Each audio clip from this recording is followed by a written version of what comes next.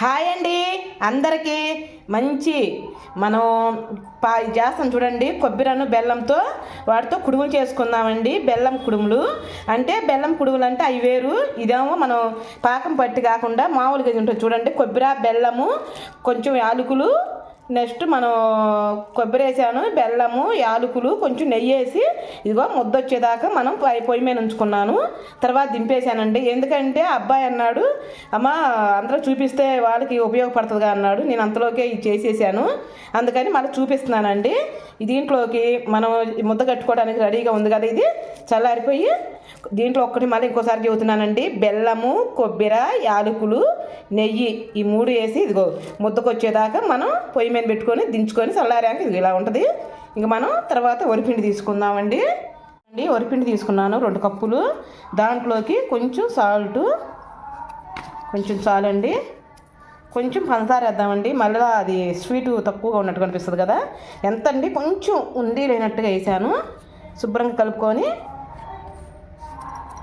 ఒక్కొక్క చుక్క వాటర్ పోసుకుంటూ కలుపుకుందాం.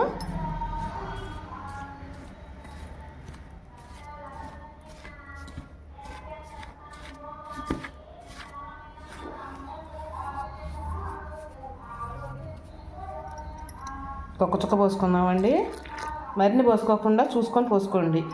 చూడండి ఇది ఇలా కలుపుకోవాలి, మరీ పలసగా కలుపుకోవాలండి, మనకి ముద్దకు వచ్చే మోయినంగా కలుపుకోవాలి.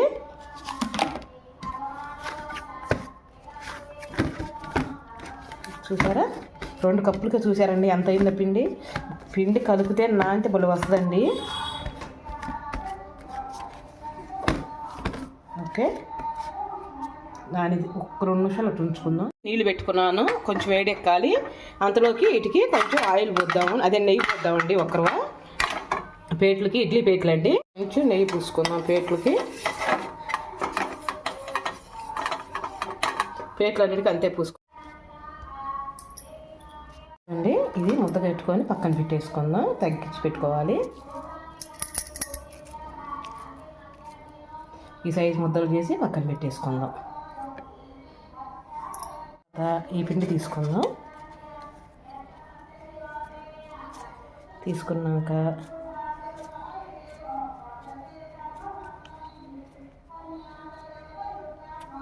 ఇలా పక్కన అనుకొని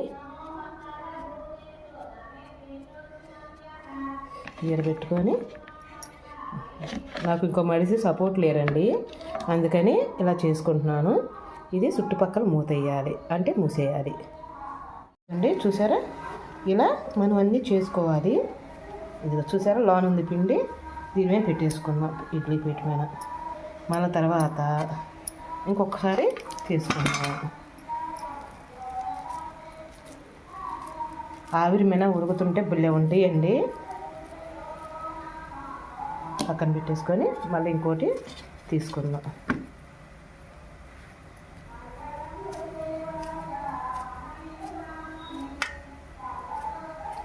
ఇలా అనుకున్నాక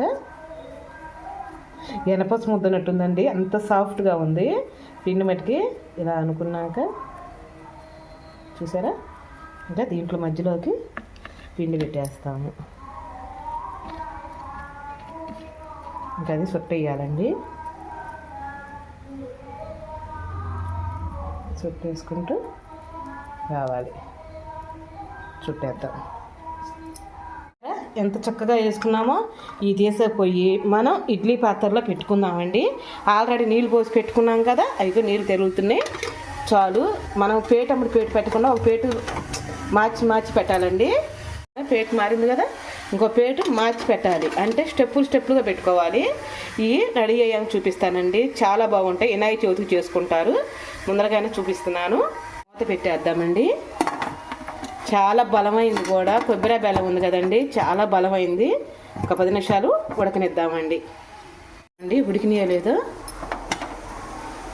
ఓకే ఉడికినాయండి. మనం స్టవ్ ఆపుకోవచ్చు. ఉడికినాయో లేదని ఇదిగో చూసారా ఎంత చక్కగా వచ్చినాయో, ఇదిగో ఉడికినాయి. ఇదిగో అయిందాం చూడండి చేతికి. ఒక్క నిమిషం ఉంచుకొని ఆపేద్దాం. స్టవ్ ఆపుకున్నామండి, ఎందుకంటే ఆ చెక్కే మగ్గిపోతాయి. అసలు ఆర్తికి చూపిస్తానండి, చాలా రుచిగా ఉంటాయి. ఆ టేస్ట్ ఎలా ఉంటాయి అంటే ఈ చేతైన వాళ్ళకైతే చెప్పాల్సిన అవసరం లేదు, చేతగాని వాళ్ళు అయితే చేసుకుని ట్రై చేయండి. ఓకేనండి. ఉండ్రాళ్ళు రెడీ అయిపోయినాయండి. బెల్లం ఉండ్రాళ్ళు చాలా బాగుంటాయి. అసలు ఎంత టేస్టీగా ఉన్నాయి అంటే మాటల్లో చెప్పాల్సిన అవసరం లేదండి, కాలిపోతుంది. మీకు చూపించాలన్నా ఒక్కసారి ఇలా కట్ చేసుకుందాం, చూపిస్తానండి. అదిగో చూడండి బెల్లం పాకము, అది చూడండి కొబ్బరి బలమే కదండి మనకి, మీకు తెలుసు, నేను చెప్పాల్సిన అవసరం లేదు. చూపిస్తాను, చూసారా ఎంత చక్కగా ఉన్నాయి. ఆరితేనా ఇంకా బాగుంటాయండి, ఆరితే ఇంకా బాగుంటాయండి. అసలు తింటుంటే నెక్స్ట్ లెవెల్ అండి, నిజం చెబుతున్నాను. పిల్లలకు కనుక ఒక్కసారి ఇలా చేసి పెట్టండి. ఎందుకంటే మనకి కొబ్బరి బలమైనాయా, నెయ్యి, బెల్లము ఇవన్నీ బలమైనయేనండి. ఒకసారి మీరు ట్రై చేసి మీకు ఎలా వచ్చిందో ఏమిటో కామెంట్ రూపంలో చెప్పరా.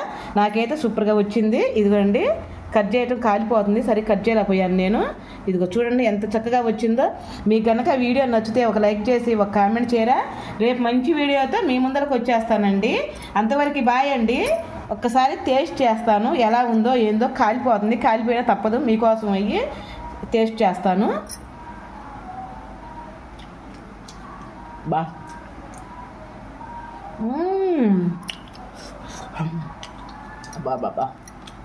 నిజంగా ఎంత బాగున్నాయి అంటే మాటల్లో చెప్పలేము. ఒకరు తినేవాళ్ళు 4 తింటారు, అంత బాగున్నాయండి. ఎందుకంటే నేను ఎందుకు చెబుతున్నానంటే అంత నమ్మకంగా చాలా చాలా రుచిగా ఉన్నాయి కాబట్టి చెబుతున్నాను. మిస్ కావాకండి. ఒకసారి మీరు ట్రై చేసుకొని మీకు ఎలా వచ్చిందో, మీరు చేసుకున్నాక మీకు ఎలా వచ్చిందో ఏంటో నాకు కామెంట్ రూపంలో చెప్పండి. ఇంకా మీకు ఏమన్నా వంటల్లో ఇలా కాదక్క అని మీరు చెబితే మీకు ఏది కావాలంటే అది నేను చేసి పెడతాను. మీరు నాకు కామెంట్ రూపంలో పలానా వంట కావాలన్నా చెప్పండి, నేను చేస్తాను. ఓకేనండి, బాయ్ అండి.